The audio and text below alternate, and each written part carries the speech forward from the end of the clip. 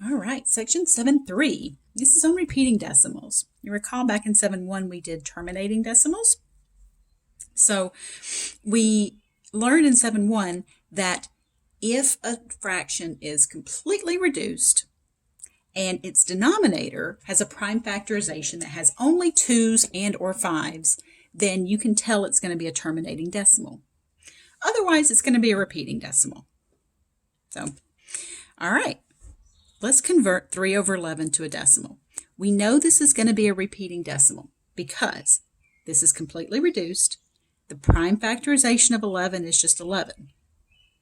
So the prime factorization is not made up of 2's and or 5's. So if we just long divide 11 into 3, adding that decimal point in there, you can see how it's going to repeat. It's going to repeat as 0.2727 ... So you can write that two ways. You can write it 2727 ... The little ellipses there meaning that you are continuing that pattern. You could also write it with a bar over it. Make sure that that bar is over the 2 and the 7. That tells you that both the 2 and the 7 are repeating. If you put the bar just over the 7, that would be 0.2777777. Totally different number. Also, I realized that I put in that right there. That's a period for the end of my sentence, but I realize it kind of looks like a decimal point. So, okay. In the number 0.27 with the bar over it, the 27 is called the repetend. And we say that that repetend has a period of 2. So the thing that's repeating is the repetend. How many digits are repeating? 2. So, I said this earlier, that 0.27 with a bar over the 2 and the 7 is different than if the bar is over the 7. So you want to be really careful as to how you write those. Now, let's see we know how to convert a fraction to a decimal. You just do long division, right? But how do you convert a decimal that's repeating to a rational number?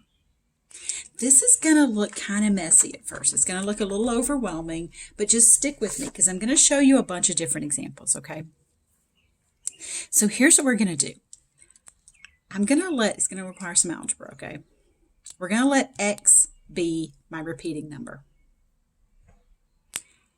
10 times x. Now I'm going to show you where I get this from eventually.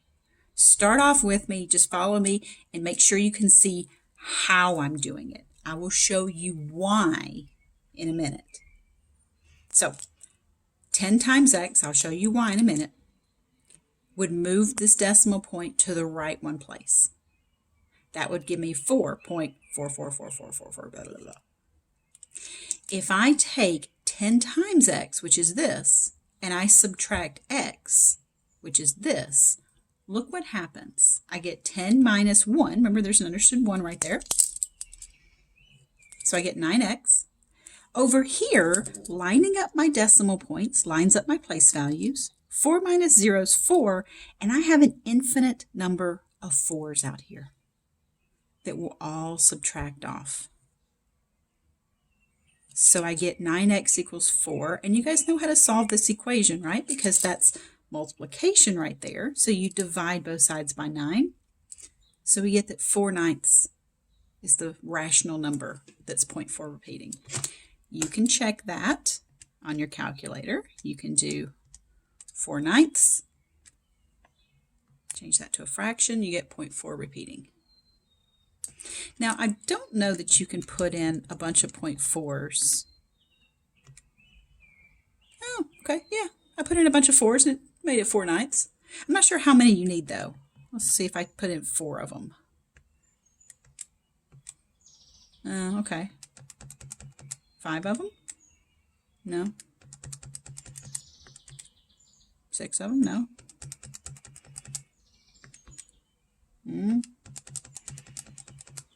I'm just trying stuff. Bear with me. Oh, it took putting in like what? 1, 2, 3, 4, 5, 6, 7, 8, 9 4s before it gave me 4/9. So I don't know that I'd trust my calculator to convert that, because you got to get just the right number. Okay, so you saw how this works.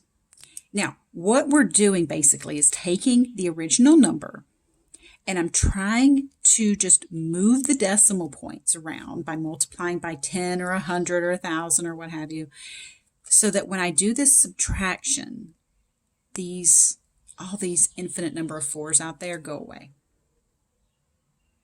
All right. Now, fun fact, before we go on to another example here, 1/9 is the same as 0.1 repeating. 2/9 is 0.2 repeating. 3/9 or 1/3 is 0.3 repeating. 4/9, 0.4 repeating. You guys see the pattern happening in here? It's kind of helpful to see the 9s because those show up so frequently that if I'm like, hey, convert 0.5 to a rational number, you can be like, oh yeah, that's just 5/9. So. All right, let's do one that has a repetend of period 2.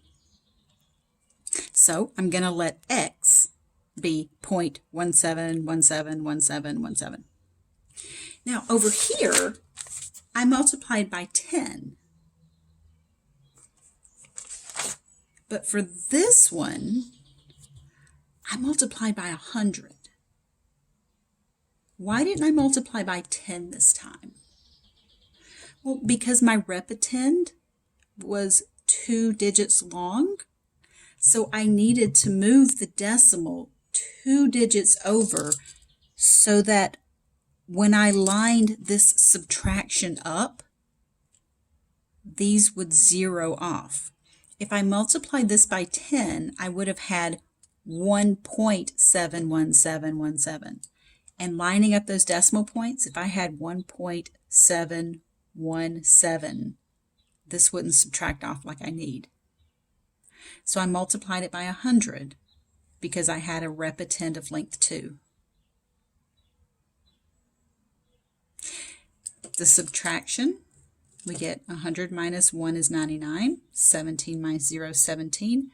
Dividing both sides by 99, we get 17 over 99, which is 0.17171717. Wait, 2?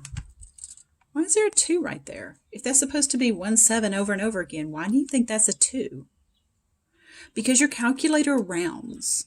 The next digit would be a 1, but that 7 after it is going to round that 1 up to a 2. So don't be bothered by that. Don't be worried and think, oh crap, I did something wrong. No, that's just your calculator rounding. So, all right, so let's do this. This repetend has a length of 3. So pause the video and see if you can figure out what to do based on example 1 and example 2. See if you can do example 3. All right, well, just like before, I'm going to let x be the original number. That's how I'm always going to start. So 0.153, dot, dot, dot. So for the first one, I multiplied by 10 because I had a repetend of length 1. Here, my repetend was 2 digits, so I multiplied by 100. So it stands to reason that this one I'm going to multiply by 1,000 because I need to move this decimal place 1, 2, 3 digits away so that this 153 business is going to match up and subtract off.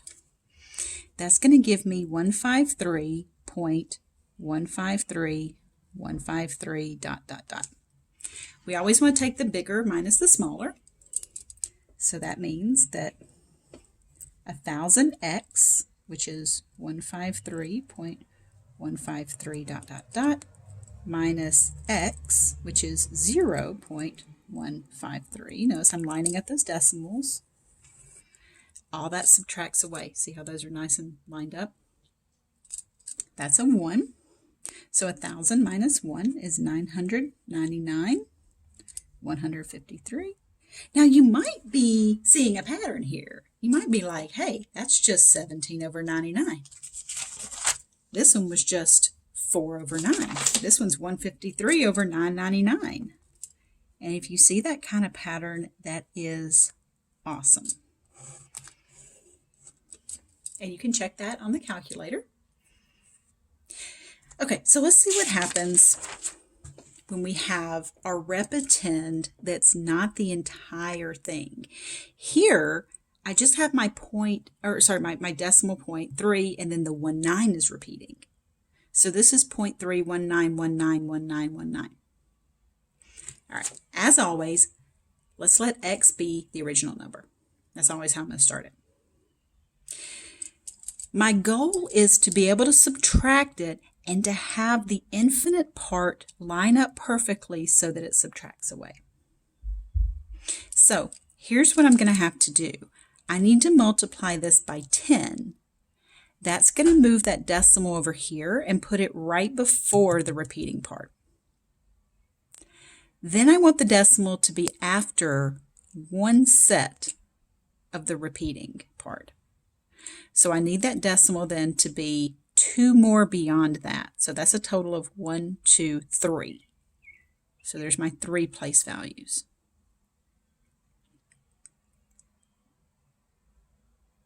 So then I take the bigger minus the smaller, and I get 990 equals 316. And then this can reduce by 2, so you can reduce that fraction. Now, in general, let me just kind of give you a generalization here. You let x be the original number. You multiply by a power of 10, if necessary, to move the decimal right before the repeating part. If the decimal is already there, like it was in examples 1, 2, and 3, you don't have to do this. So you may not have. So I'm just going to put may not be necessary. Then you're going to multiply by a power of 10 to move the decimal right after the first round of repeating parts, and then subtract it. So this one was different because I needed the decimal didn't start off right before the repeating part. So you can see that if I tried to subtract these two and line up those decimal points, that my stuff's not going to subtract off. So I had to put the decimal right before the repeating part and then right after one round of the repeating part. And then subtract and solve for x. Okay, so pause the video and see if you can do this one. This one's going to be like example 4, where we have to move the decimal twice. So pause the video and see what you can do with this. Okay, so we're going to start off always by letting x be the number. We need the decimal to be right before the repeating part. So that's going to move it 2 places over. So that's 2 zeros. So that's 100. And then we need the decimal to be after one round of the repetend. So one round of the repetend would be here. So that's 1, 2, 3, 4 decimal places it has to move over. So that's 4 zeros. We're going to take the bigger minus the smaller. And now, if you look at where the decimal points are, the 5, 7 is going to subtract off. So we get 10,000 minus 100 is 9,900 equals 1245. Divide both sides, and then you can reduce this. Okay. Just a quick note before we finish up this section. If a over b is a repeating rational number in simplest form, that means completely reduced, where b is not 0. If b is greater than a, that makes it a proper fraction. The repetend has at most b minus 1 digits. That's because there's at most b minus 1 remainders when you're doing that long division. So, for example, 1/7 has at most 6 digits in its repetend, because it at most has 6 digits for its remainder. So that's just kind of a cool thing to notice with some of these. So, okay, that does end section 7.3.